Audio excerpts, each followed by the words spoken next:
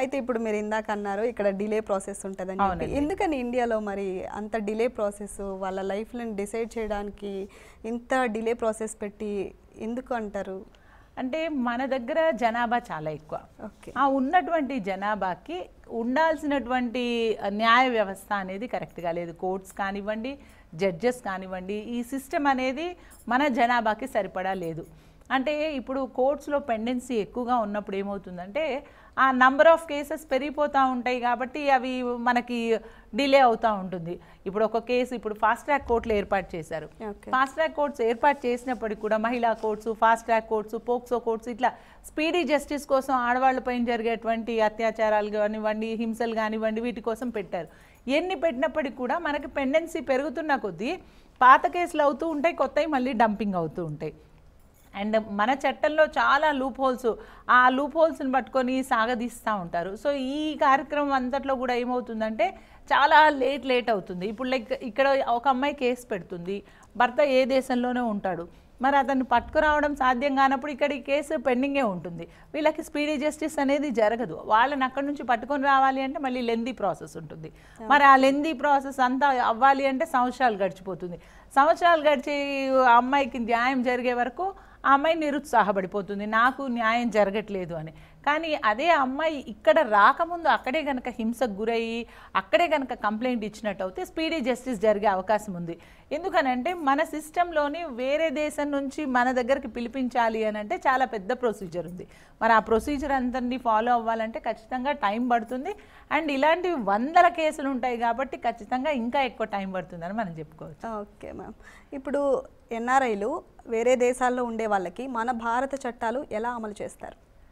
అంటే ఒకటండి, ఇప్పుడు మనం మ్యాట్రిమోనియల్ మ్యాటర్స్ గురించి మాట్లాడుకుంటే భారతదేశంలో కనుక పెళ్ళైనట్టు అయితే వాళ్ళకి భారతకి సంబంధించినటువంటి చట్టాలు మాత్రమే వర్తిస్తాయి మ్యాట్రిమోనియల్ వరకు.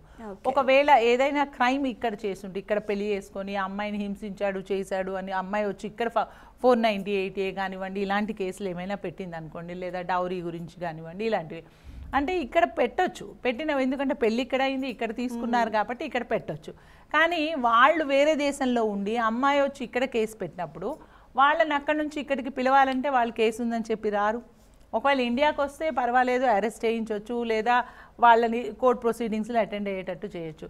కానీ వేరే దేశంలో ఉండి వాళ్ళు కేసు పెట్టారు, మేము వస్తే అరెస్ట్ చేస్తారేమో, లేకపోతే మేము ఇండియాలో ఉండిపోవాల్సి వస్తుందేమో అని అనేక సందర్భాల్లో వాళ్ళు రాకుండా ఉండేది చూస్తాం.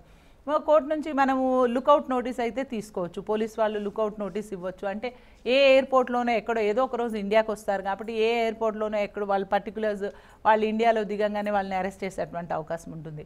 కానీ అలా రాకుండా ఉన్న సందర్భాలు సంవత్సరాల తరబడి కూడా అలాగే ఉండేవాళ్ళు ఉన్నారు. మరి అలాంటి పరిస్థితుల్లో రెడ్ కార్నర్ నోటీస్ ఇష్యూ చేయాలి. మళ్ళీ అది రెడ్ కార్నర్ నోటీస్ ఇష్యూ చేయాలి అంటే సిబిఐ వాళ్ళు ఇష్యూ చేయాలి, అది మళ్ళీ ఇంటర్పోల్లో పెట్టాలి. అది చాలా లెందీ ప్రాసెస్, అది చాలా టైంతో కూడుకున్నటువంటిది. అలాంటప్పుడు ఈ మ్యాట్రిమోనియల్ మ్యాటర్స్ ఏవైతే ఉన్నాయో అవి అంతా సీరియస్గా కన్సిడర్ చేయరు when compared to criminal cases. Criminal కేసెస్లోనే మనం చాలాసార్లు పెద్ద పెద్ద స్కామ్లు చూస్తూ ఉంటాం. వేరే దేశాల్లో ఉంటారు, అంత పెద్ద స్కామ్ జరిగిన వాళ్ళని పట్టుకురావడానికి సంవత్సరాల తరబడి పడుతుంది. మరి అంత పెద్ద కేసెస్లోనే మనం ఇంటర్పోల్లో పెట్టి వాళ్ళని తీసుకురావడం ఇబ్బంది అవుతుంది. సో ఈ మ్యాట్రిమోనియల్ కేసెస్లో ఏంటి అంటే వాళ్ళని తీసుకురావడం అనేది చాలా, అంటే 100లో 1% అని కూడా మనం చెప్పలేము. కాబట్టి ఎక్కువ శాతం ఏమవుతుందంటే కేసెస్ పెట్టినప్పటికీ కూడా వాళ్ళకి న్యాయం జరగట్లేదు. వాళ్ళు ఇండియాకి రానంతసేపు ఇక్కడ కోర్టులు ఏం చేయలేవు. పోలీస్ వాళ్ళు పట్టుకొని రావాలి అంటే ఇంటర్పోల్లో పెట్టాలి, అది ప్రొసీజరు. లోకల్ పోలీస్ ఏం చేస్తుంది, లుక్అవుట్ నోటీస్ ఇస్తుంది. లుక్అవుట్ నోటీస్ ఇస్తే వాళ్ళు ఇండియాలో ఎక్కడైనా దిగినప్పుడు మాత్రమే వాళ్ళని అరెస్ట్ చేయడమో లేదా ఎయిర్పోర్ట్లో స్టాప్ చేసేసి వాళ్ళ వీసాలు పాస్పోర్ట్స్ తీసేసుకొని సీజ్ చేసి కోర్టులో ప్రొడ్యూస్ చేయడం ఇలాంటివి చేయగలుగుతాం. మరి వాళ్ళు ఇండియాకే రాకుండా తప్పించుకొని కొన్ని సందర్భాల్లో చూస్తాం తల్లిదండ్రులే వెళ్ళొస్తుంటారు కానీ వాళ్ళు రారు. అవును. మరి అలాంటి సందర్భాల్లో అమ్మాయికి న్యాయం జరగడం అనేది చాలా కష్టమైపోతుంది. అందుకని చెప్పే వివాహానికంటే ముందే మీరు ఎంక్వైరీ చేయండి సాధ్యమైనంత వరకు అని చెప్తూ ఉంటాం.